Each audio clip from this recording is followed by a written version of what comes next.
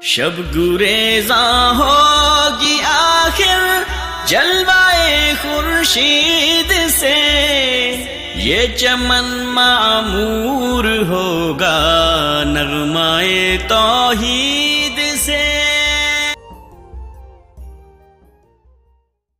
پیش کرنے جا رہی ہوں جس کا موضوع ہے بے نمازی کا انجام۔ محترم حضرات، نماز دین اسلام کی بنیادی ارکان میں سے ایک رکن ہے اور بدنی عبادات میں سب سے اہم عبادت۔ یہی وجہ ہے کہ اللہ تعالیٰ نے باقی تمام عبادات کی فرضیت و مشروعیت کو زمین پر نازل کی، اور جب نماز کی باری آئی تو اپنے حبیب محمد صلی اللہ علیہ وسلم اور آپ کی امت پر نمازوں کو فرض کیا۔ نماز کی اہمیت اور قدر و منزلت کے پیش نظر قیامت کے روز سب سے زیادہ پہلے اسی نماز کا حساب لیا جائے گا، اور اسی بنیاد پر ہر انسان کی کامیابی اور ناکامی کا فیصلہ کیا جائے گا۔ محترم حضرات، نماز کے حوالے سے ہمارے معاشرے میں 3 طرح کے لوگ پائے جاتے ہیں۔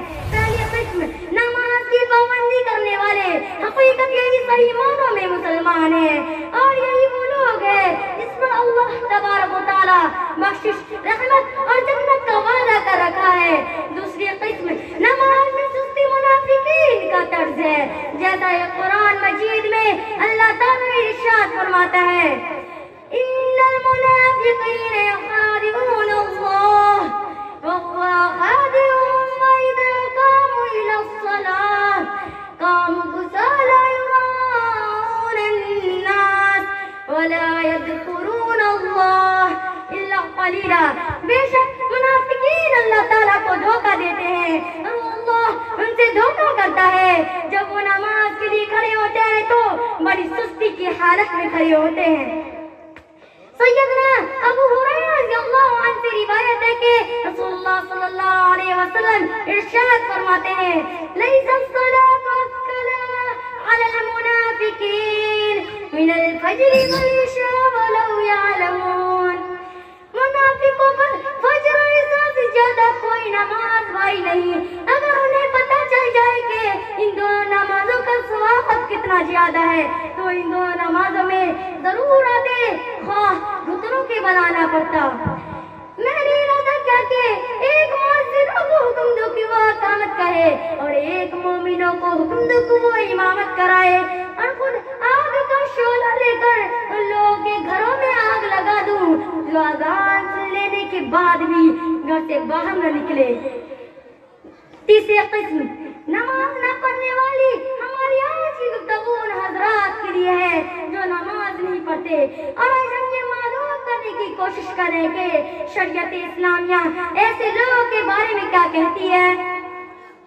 بندے اور کفر کے درمیان فرق نماز ہے۔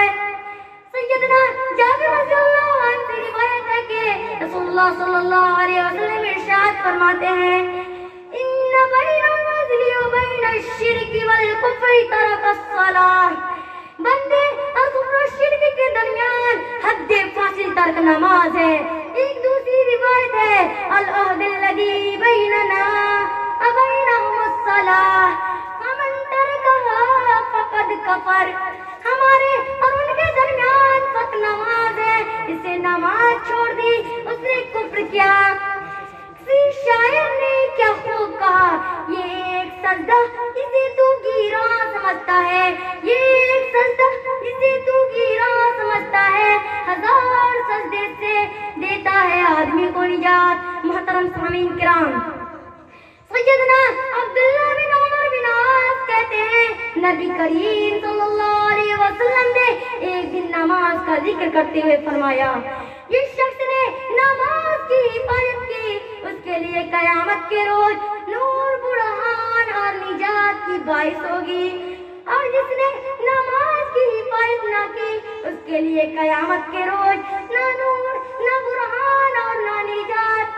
قیامت کے روز اس کا انجام قارون، فرعون، حامان اور ابی بن خلف کے ساتھ ہوگا۔ کیا آپ چاہتے ہیں کہ اللہ تعالیٰ ان لوگوں کے جیسا آپ کو بنا دے. نہیں بھائیو، اللہ رب العالمین کی رسی کو مضبوطی سے پکڑنا ہوگا. انسان چاہے دنیا میں کتنی بھی ترقی کر لے اور کتنا ہی اپنے آپ کو عقلمند کیوں نہ کہہ لے، اگر وہ نماز نہیں پڑھتا تو دنیا کا سب سے ناکام ترین انسان ہے. اللہ تعالیٰ سے توبہ کرنا ہوگا، اگر وہ چاہے گا تو معاف کر سکتا ہے. آخر میں اللہ رب العالمین سے دعا کرتی ہوں کہ اللہ تعالیٰ ہم سب کو نماز پڑھنے کی توفیق دے. بس اس شعر کے ساتھ آپ سے اجازت چاہتی ہوں. دل میں خدا کا ہونا لازم ہے اقبال، دل میں خدا کا ہونا لازم ہے اقبال. سجدوں میں پڑے رہنے سے جنت نہیں ملتی. میرا شہر عداوت میں بسیرا ہے جہاں، میرا شہر عداوت میں بسیرا ہے جہاں، لوگ سجدوں میں بھی لوگوں کا برا سوچتے ہیں. وآخر دعوانا ان الحمد للہ رب العالمین. السلام علیکم.